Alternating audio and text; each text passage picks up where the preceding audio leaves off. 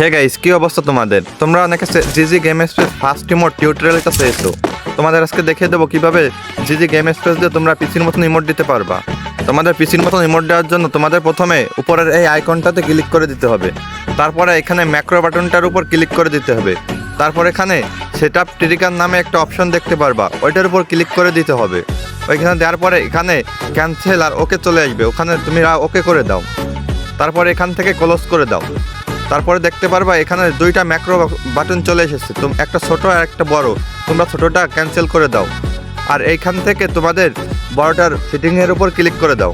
তারপরে এখান দিয়ে তোমরা কিভাবে ইমোট দিতে চাও ডিসপ্লের উপর টাচ করে বা ভলিউম বাটন দিয়ে। আমি ভলিউম বাটন দিয়ে ইমোট দিতে চাই, এই কারণে ভলিউম বাটনটা সিলেক্ট করে দিলাম।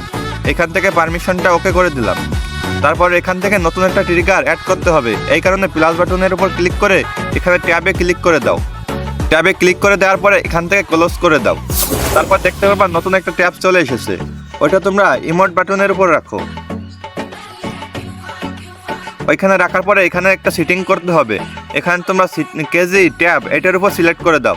তারপরে নিচেরটা তোমাদের 1% রাখতে হবে আর উপরেরটা 20 অথবা 25।